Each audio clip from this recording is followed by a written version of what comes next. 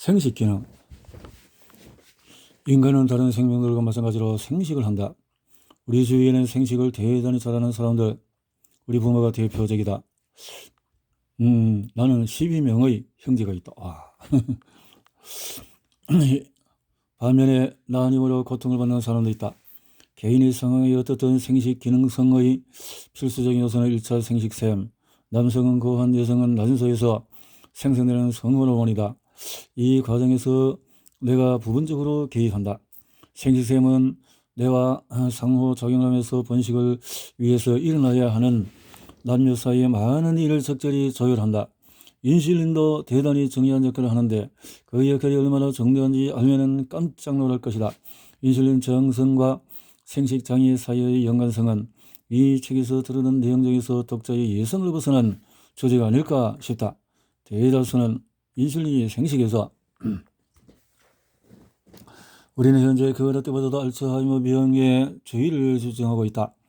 또 브라카나 신경섬유 다발관 같은 이렇게 낡은 이런 것이 있고 인슐린 저항성과 같은 알츠하이머 병의 대서정 원인을 발견함으로써 이 질병의 진단과 치료에 보다 새롭고 더 나은 접근법을 내놓고 있다. 인슐린 저항성의 영향은 거기에 그치지 않는다. 인슐린 저항성은 알츠하이머 병을 일으키는 원인 중의 하나인 동시에 다른 형태의 치매와도 관련이 있기 때문이다. 혈관성 치매. 알츠하이머 병에서 이어서 가장 흔한 것은 혈관성 치매다. 혈관성 치매 대단히 비슷한 하지만 혈관성 치매의 주요 원인은 뇌의 혈류 부족에서 기인한다. 그런데 더 질환 뇌에 축적된 플라크가 손상을 준다는 면에서 연관성이 있다. 따라서 플라크와 신경섬유 이론에 맞다면 알츠하이머 병도 혈관성 치매의 원인 중의 하나로 볼 수가 있다. 앞서 다루었던 심혈관 질환을 떠올려보자. 인슐린 저항성이 혈관 기능에 미치는 광범위한 영향을 살펴보았기 때문에 당신은 인슐린 저항성과 치매 사이에 밀접한 연관성이 있을지도 모르겠다. 고혈압 관련해서 거론한 인자들, 산화질소 이런 것이 조합했을 때 가능성이 농후하다. 파킨슨병.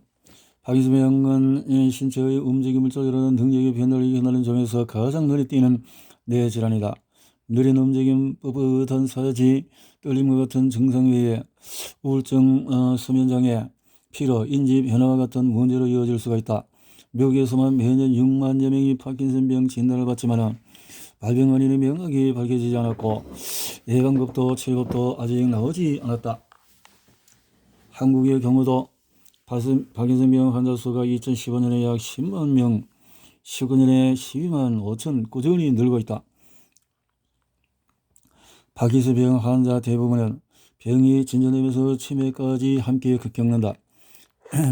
이런 치매의 주된 특징은 뇌 루이 소체라고 불리는 단백질이 증가하는 것이다.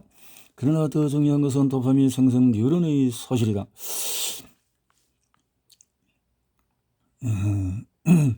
뉴런의 소실이다.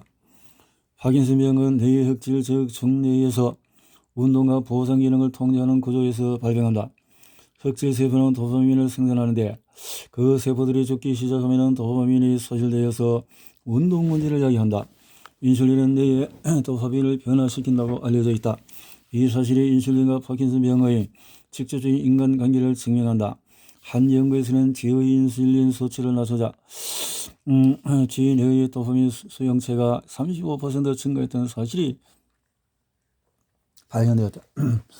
파킨슨병과 인슐린 저항성에 관해서는 인슐린 문제가 도파민 문제에 합의가 있는 반면에 반대로 작용한다는 증거도 있다. 인슐린 변화는 보통 도파민 수용체의 변화로 이어지지만 일부 연구에서는 도파민 변화가 인슐린의 변화로 이어지는 것으로 나타났다. 설치류와 인간을 대상으로 한 실험에서 도파민 신호를 개선하려면 신호를 약화시키면 대사 기능이 악화되며 심지어는 저항성으로 이어지기도 한다. 사람에게서 얻은 증거는 더 충격적이다. 인슐린 수용체를 차단하는 도파민 수용체를 차단하는 향정신적 약으로 치료를 받는 사람들은 인슐린 저항성이 생기고 체중이 늘어났다. 실제로 치료 목적으로 항정신병약을 복용하는 사람들의 최대 40%가 5년 안에 제2형 당뇨병 발병을 경험했다. 약을 끊으면 인슐린 저항성은 몇 주 안에 사라진다.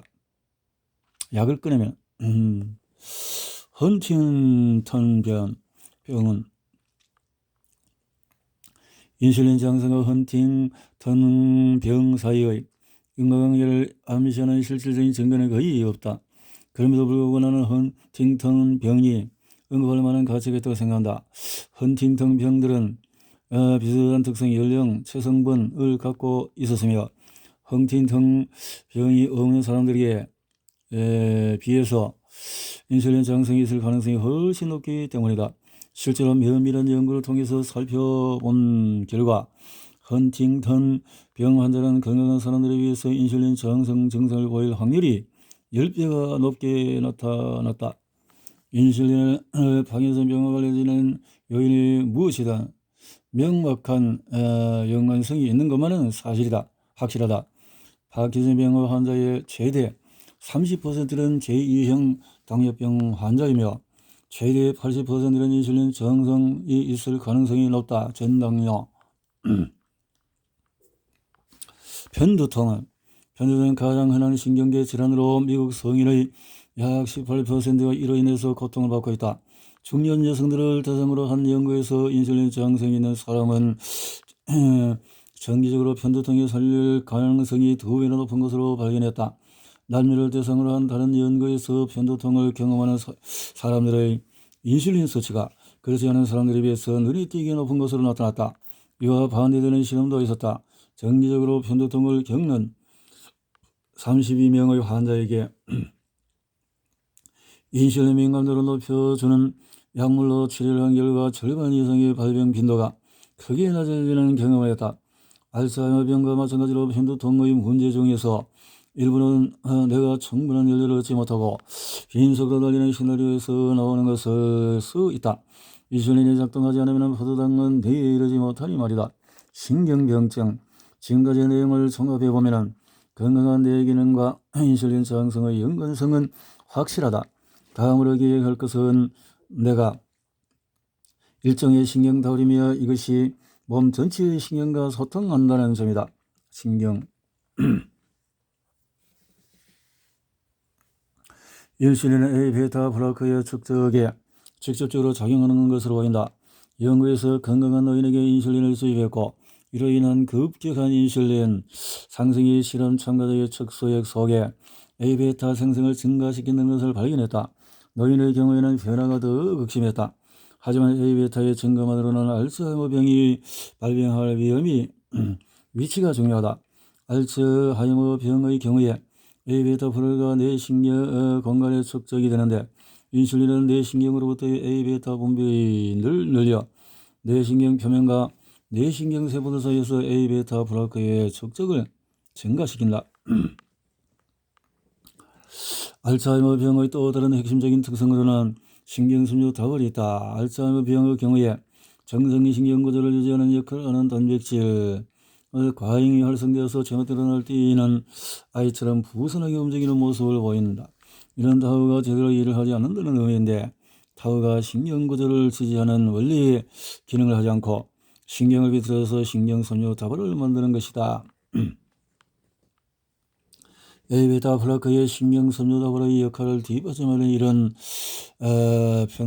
것이 알츠하이머 병의 근원을 설명하는 다른 이론이 있을 것이라고 생각하기 어렵다. 그러나 최근 연구에서 치매의 징후가 없는 노인의 뇌에서 플라크와 신경섬유 다발이 발견되었다. 다른 관점으로 적용해야 하는 상황이 벌어지고 있는 것만은 분명하다. 대안적인 이론도 존재한다. 이 이론은 뇌의 대사 작용 변화에 초점을 맞춘다. 지금쯤이면 당신도 짐작하겠지만 여기에서 인슐린이 한몫을 한다. 뇌는 엄청난 에너지를 필요로 한다. 휴식 상태에서도 뇌는 우리 몸에서 가장 대사 활동이 많은 조직 중에 하나이며 근육이 몇 배. 따라서 에너지 부족에 대단히 민감하다. 뇌는 일종의 고성능 엔진인데 연료가 부족해지면 덜덜거리기 시작한다. 공복 상태에서 사람의 뇌가 포도당에서 얻는 에너지는 50% 이하이다. 나머지는 케톤이라는 것에서 얻는다. 케토는 206쪽을 참고하고 평범한 식사를 한 후에는 에너지의 100%를 포도당으로부터 얻는다. 전형적인 서구식 식단에서는 잦은 식사와 탄수화물이 많이 함유된 음식 섭취로 공복 시간이 짧아서 식후와 같은 상태가 지속이 된다. 근데 이처럼 전적으로 포도당에 의존하는 상태가 계속되면 놀라운 문제가 발생한다. 내가 충분한 포도당을 얻는 능력을 상실하는 것은 알츠하이머 병의 가장 중요한 특징이다. 근육에서 마찬가지로 인슐린은 포도당이 내로 이동하는 것을 촉진한다. 그렇지만 뇌에 점차 인슐린이 정성이 생기면 에너지 수요를 충족시킬 만큼의 포도당을 얻는 능력이 떨어지기 시작한다. 치매와 관련해서는 아직도 밝혀내야 할 것이 많다. 우리는 아직 알츠하이머 병의 원인과 속성에 대해서 완전히 파악하지 못하고 있고, 따라서 병을 예방하거나 치료할 능력도 없다. 알츠하이머 병은 환자의 80%를 차지하며 전 세계적으로 약 3만 명의 환자가 가장 흔한 신경계 질환이 되었다. 현재 수세가 계속되면 이 숫자는 해마다 2배씩 늘어날 것이다. 이렇게 흔한 질병임에도 불구하고 우리는 알츠하이머 병의 예방은커녕 진단과 치료 방법에도 거의 밝혀내지 못하고 있다. 이해라는 것조차 너무나 모호해. 사후에 뇌를 해부해야만 확실한 진단이 가능하다. 그렇지만 인슐린 저항성이 이 병에 크게 영향을 미치는 점도 명확해지고 있어서 알츠하이머 병에 3의형 당뇨병이라는 새로운 이름을 붙이는 정도 나올 정도이다. 의사들과 과학자들은 수십 년 전부터 알츠하이머 병과 인슐린 저항성의 관계를 알고 있었다. 이들의 관련성을 생각하게 된 것은 알츠하이머 병 환자들이 상대적으로 몸을 많이 움직이지 않는 생활 습관을 가지고 있었기 때문이다. 다시 말해서 생의학 전문가들은 알츠하이머 병 환자들이 밖에 나가서 알츠하이머 병은 우리가 아직 알지 못하는 여러 기제가 복합적으로 관련된 질병이다. 그렇지만 알츠하이머 병 연구의 초기 단계에서 뇌의 플라크와 신경섬유 다발이 축적되어 있는 것이 이 질병의 두 가지 주된 특성이라는 데에 합의가 이루어졌다. 이론적으로 알츠하이머 병은 뇌에 아밀로이드 베타 펩타이드로 이루어진 플라크가 축적되는 것이다.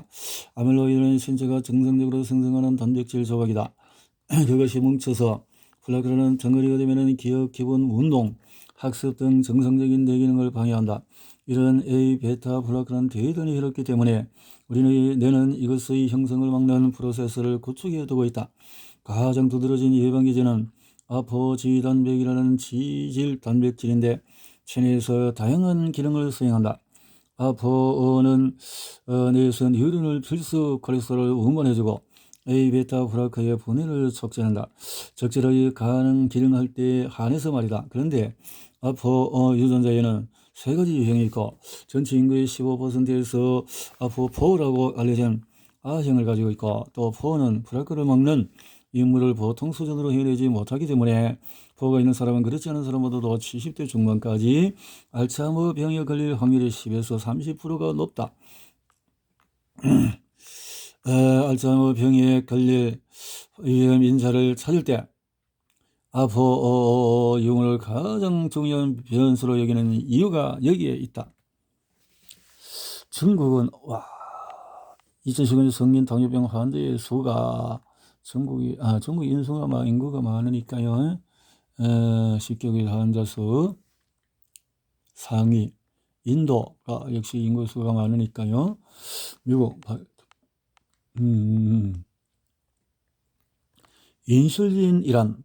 인슐린 저항성을 파악하려면 먼저 인슐린을 이해해야 한다. 사람이 인슐린 등을 당뇨병 환자들의 치료약으로 생각하는데 사실 인슐린은 우리 몸에서 자연적으로 생성되는 데는 제1형 당뇨병이 있지 않는 한 유대된 이후에 호르몬이다. 대부분의 호르몬과 마찬가지로 인슐린은 췌장에서 생성되어서 혈액을 통해서 이동하면서 몸의 다른 부위에 영향을 준다. 가장 널리 알려진 인슐린의 역할은 혈중 포도당 수치를 조절하는 것이다. 혈당을 높인 음식을 섭취하면 인슐린은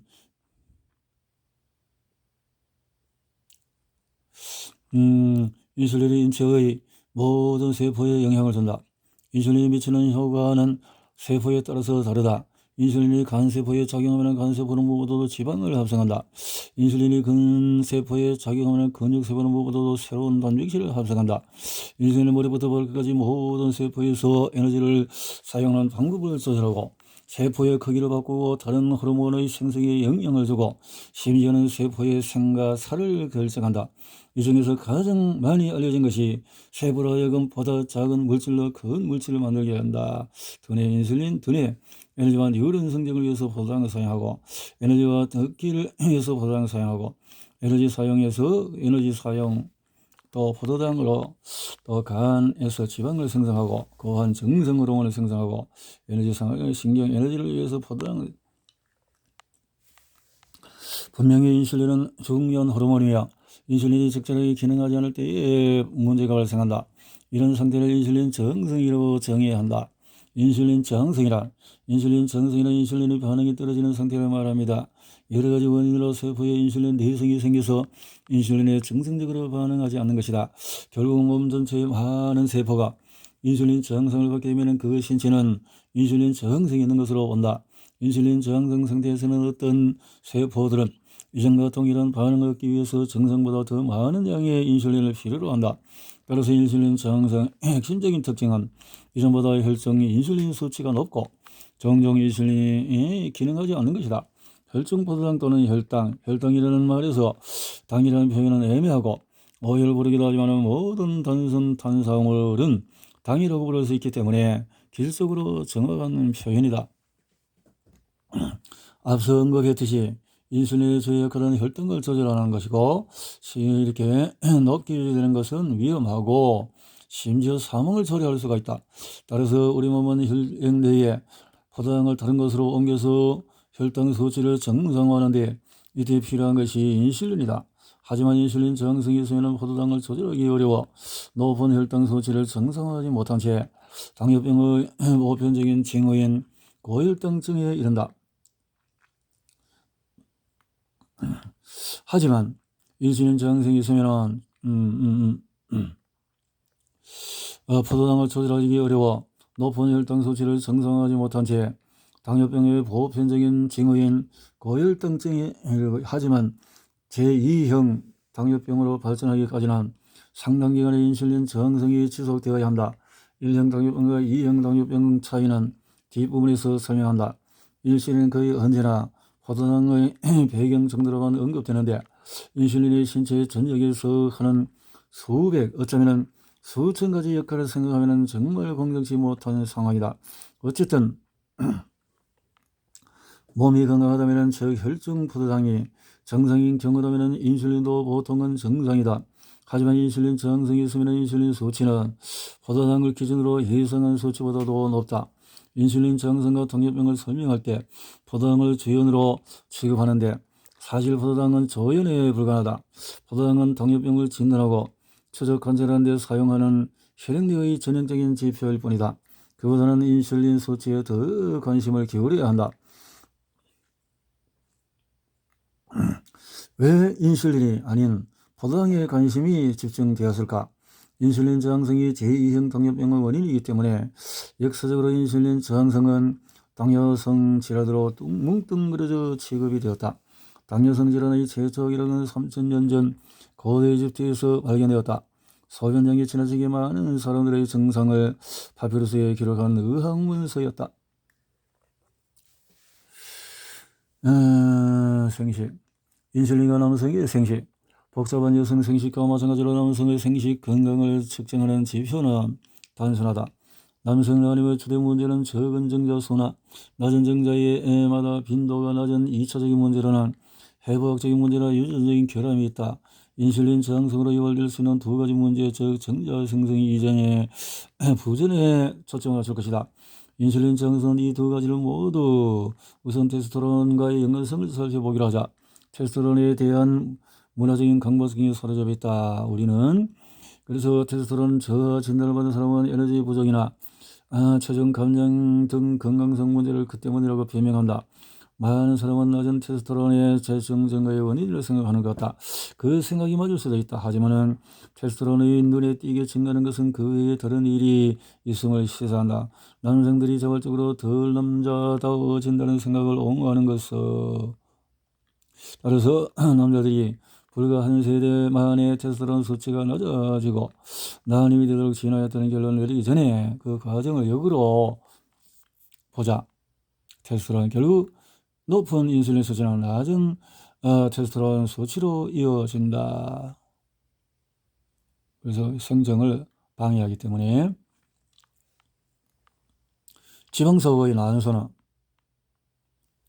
방향화 효소, 여성의 난소는 남성의 고환과 달리 비교적 적은 안드로겐을 생성하는 대신에 방향화 효소의 수치가 높다.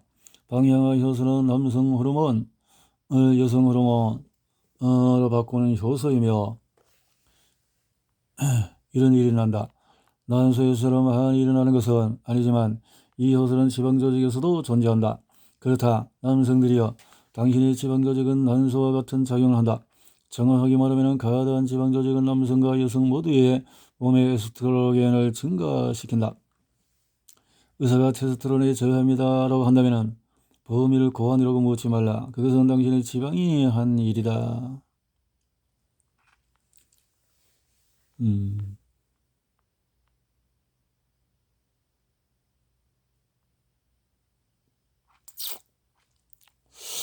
정자 생성. 배란만큼 복잡하지는 않겠지만은 정자 생성도 뇌에서 나오는 호르몬들과 고환에서 나오는 테스토스테론, 심지어는 에스트로겐까지 여러 호르몬이 관여하는 일이다. 이런 호르몬의 정상적인 생산에 혼란이 오면은 건강한 정자가 충분히 생성하지 못할 수가 있다.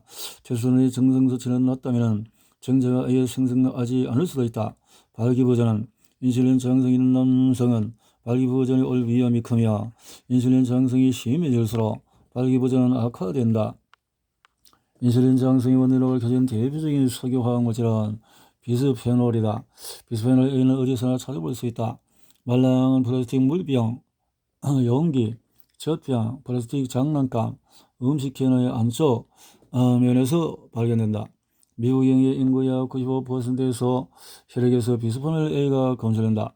동물의 경우에 비스페놀 A 노출은 직접적으로 인슐린 저항성을 심화시키고 혈중 인슐린 수치를 높인다. 인간의 경우에도 그 상관관계가 견고하고 일관적이다. 혈액과 소변의 비스페놀 A 수치가 높은 사람일수록 인슐린 저항성이 있을 가능성이 높다. 비스페놀 A가 어떻게 인슐린 저항성을 유발하는지 아직 확실하게 밝혀지지 않았다. 하지만은 환경 호르몬이라고 불리는 비스페놀 A의 에스트로겐을 모방하는 능력 때문에 노출 수치가 만성적으로 높으면 인슐린 저항성을 유발하는 듯하다. 살충제. 살충제는 곤충을 막거나 죽이는 데 사용하는 화학물질의 총칭이다. 살충제는 광범위하게 많은 양이 사용되며 그에 따른 살충제 노출도 심각한 수준이다. 세계적으로 매년 수십억 파운드의 살충제를 사용한다. 석유화학물질과 마찬가지로 살충제는 어디에나 있다.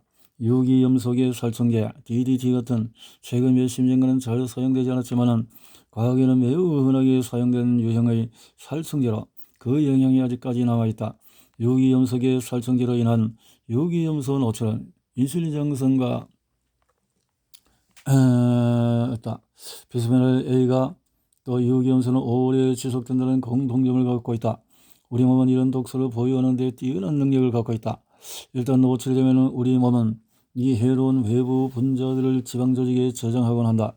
이미 지방이 많은 이런 독소를 훨씬 더 많이 저장할 수가 있다. 또한 내장 지방은 독소를 축적할 가능성이 훨씬 높기 때문에 피하 지방에 비해서 최대 10배 이상으로 축적할 수가 있다. 감미료. 당신은 설탕이 인슐린에 영향을 미친다는 것을 알고 있다. 따라서 단맛이 나는 음식의 소비가 늘어나면서 인슐린 저항성 발병률이 높아지는 것에 그리 놀라지 않을 것이다. 과당은 깜짝 놀랄 만큼 흔해졌다. 과당은 순수 과당, 저당, 포도당, 과당, 액상, 과당 등의 형태로 대단히 많은 수의 가공식품이나 포장식품에서 발견된다. 스포츠 음료에서 단백질 파우더에 이르기까지 건강을 위한 제품에 순과당이 점점 많이 사용되고 있다. 많은 사람들이 과당을 천연재료라고 생각한다 하여 따라서 설탕과 다른 감미료에 비해서 몸에 좋다고 생각한다. 과당 다양한 형태에 관련된 이런 추세는 결과에 대해서 고려가 거의 없는 채로 광범위하게 이어지고 있다. 출처가 어디이든 순수 형태이든 예를 들어서 결정 과당 혼합 형태이든 예를 들어서 과당은 인슐린 저항성을 높이는 것으로 나타났다. 그러나 인슐린 저항과 어떻게 관련되는 것일까? 모든 조석에서 난소는 인슐린에 반응한다. 그 반응 방식에서 가장 예상을 벗어난 것은 에스트로겐 생성을 막는 것이다. 모든 에스트로겐은 원래 안드로겐에서 생성 과정에서 방향과 효소가 테스토스테론과 같은 안드로겐을 에스트로겐으로 전환시킨다. 이 과정은 남성과 여성 모두가 같이 일어난다. 하지만 인슐린 과다는 방향과 효소의 작용을 억제한다. 이 효소가 이렇게 줄어들면서 안드로겐이 필요한 양만큼 에스트로겐으로 전환되어 에스트로겐 생성이 정상보다 줄어들고 되지 않아서 안드로겐은 정상보다 많아진다. 안드로겐이 많아진다. 에스트로겐은 몸 전체에 많은 영향을 준다.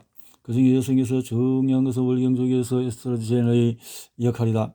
우리가 방금 배웠듯이 월경적 안에서는 에스트로겐 생성이 극적으로 많아진다. 이렇게 에스트로겐이 뇌에 신호를 뇌는 LH 생성을 촉진하고 결과로 배란이 이루어지고 또 배란된 난자를 제외하고 발달적인 다른 난자는 퇴화한다. 그런데 인슐린 저항성으로 월경초기 동안에 에스트로겐 변화가 생기지 않으면 배란이 일어나지 않고 또 퇴화된 난자가 되어진다. 그래서 인슐린이 이렇게 해서 다낭성 난소 증후군으로 인해서 안드로겐이 수치가 높아지고 안드로겐 수치가 높은 여성은 얼굴과 몸에 털이 많고 굵어지며 남성 혈당의 대머리가 날 수도 있다. 마지막으로 성호르몬과 별개로 인슐린이 높았다는 것만으로도 흑색 가시 세포증이라고 불리는 피부에 흑색 침착이 일어난다. 나님 치료의 문제는 인슐린 저항성이 유발하는 다양한 생식 장애를 고려하면 쉽게 짐작하겠지만 인슐린 저항성이 있는 많은 여성이 나님 치료를 받게 된다. 여기서도 인슐린 저항성의 존재감이 발휘한다. 나님 치료에 대해서 이야기하기에 앞서서 인슐린 민감성은 여성의 생식력에 직접적으로 긍정적인 영향을 미친다는 것을 지적하고 싶다. 체중 감량을 통해서든 인슐린 민감성을 높이는 약물을 복용해서든 인슐린 수치를 낮추고 인슐린 민감성을 개선한다면 어떤 나님 치료의 개입 없이도 정상적인 배란을 촉진할 수가 있다. 여성의 생식력을 높이는 가장 흔한 치료법은 클로미펜을 이용한 치료법이다. 이 물질은 에스트로겐을 변화시켜서 배란을 유도한다.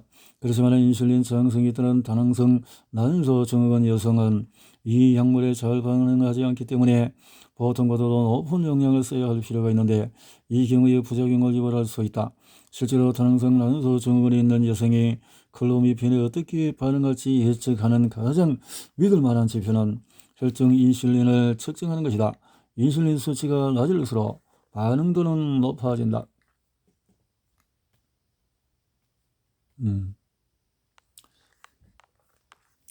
담배 연기에서 사람이 흡입하는 유독물질 중 하나의 니코틴도 문제가 된다. 이렇게 우리는 앞서서 나쁜 지방세포의 역할에 대해서 지방세포가 인슐린 저항성을 갖게 되면 몸의 다른 부분에서도 인슐린 저항이 생기는 경우가 많다고 말이다. 지방세포는 니코틴이 인슐린 저항성을 유발하는 직접적인 장소 중의 하나이다. 근육 등 다른 조직들도 동일한 반응을 경험하는 것 같지만 말이다. 요즘에는 태우는 담배 위에 니코틴껌이나 전자담배 등 니코틴을 사용할 수 있는 수단이 여러 가지가 있다. 이런 것들 모두가 인슐린 저항성을 높인다.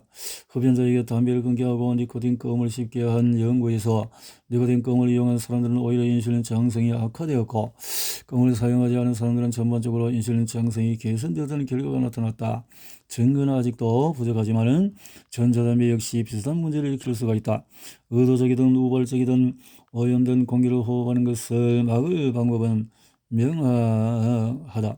쉽지 않더라도 오염된 공기를 피하면 된다. 식품은 해로운 물질, 식품 이런 것들, 그루탄산 나트륨 MSG나 그루탄산 나트륨은 풍미를 높이는 성질 때문에 흔히 사용되고 있지만 건강에 좋지 않은 것으로 알려져 있다. 때문에 식당이나 시중에 판매하는 상품들에 MSG가 없다고 광고하는 것이다.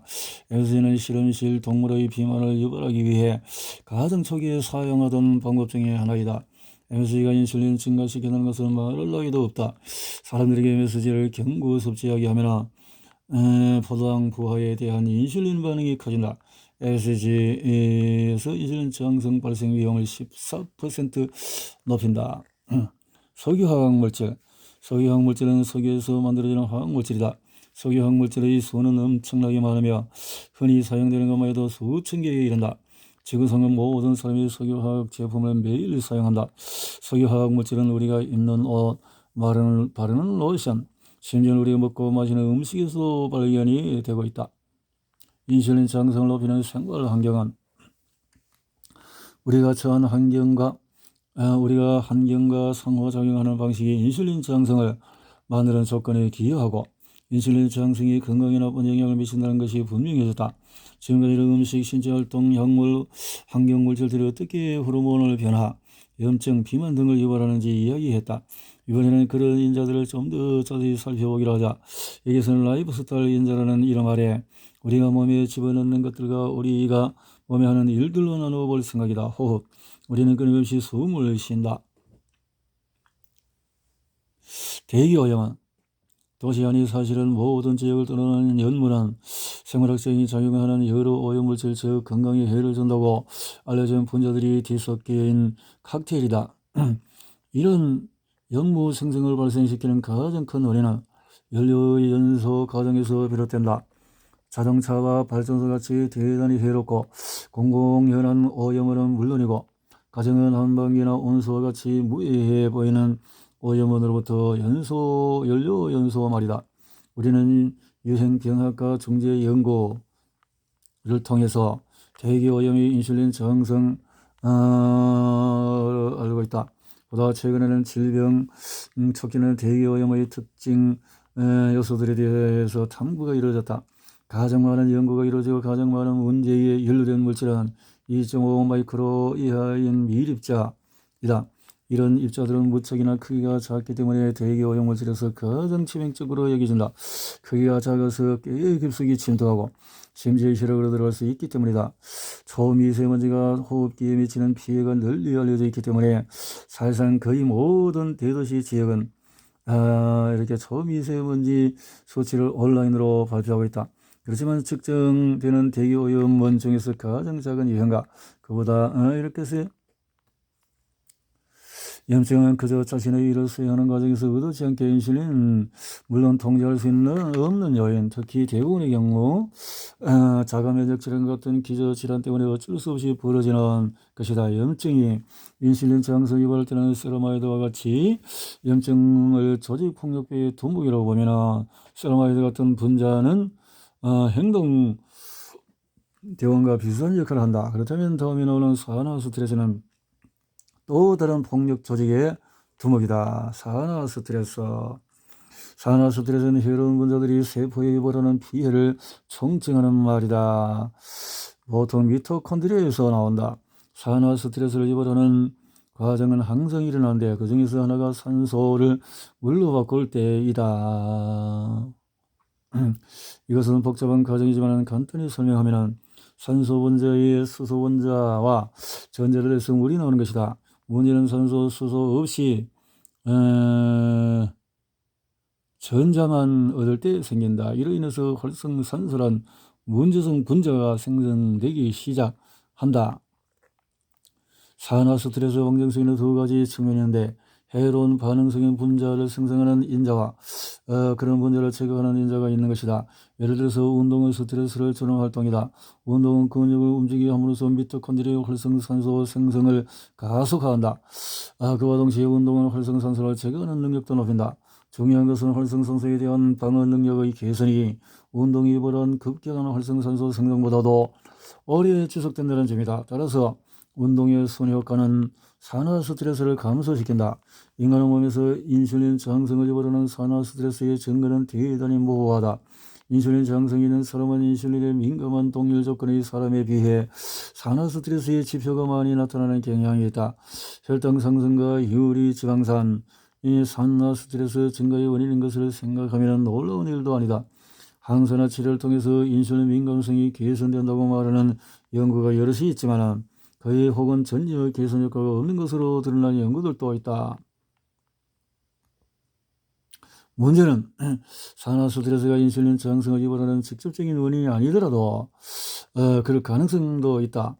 인슐린 저항성이 수반될 수 있다는 것이다. 염증과 산화 스트레스는 고마운 존재이다. 이 강력한 두 가지 무기력 때문에 우리 몸의 면역 체계는 감염 등의 속수무책이 되고 만다. 그렇지만 건강에 좋지 않은 여러 가지 습관의 결과로 이 염증과 산화 스트레스라는 무기가 우리 자신의 몸을 겨누르는 경우가 너무 많다. 이에 따라서 만성적인 대사훈련이 빚어지고 최종적으로는 인슐린 저항성을 유도한다. 이제 다양한 라이프 스타일의 크고 작은 인자들이 인슐린 저항성에 어떤 영향을 주는지 알아보자. 염증 유발성 단백질을 사이토카인이라는 염증 유발성 단백질을 활성화한다. 사이토카인은 선언하며 간이나 근육 같은 모든 조직에 상호작용을 해서 이들 조직이 인슐린 저항성이 되도록 만든다.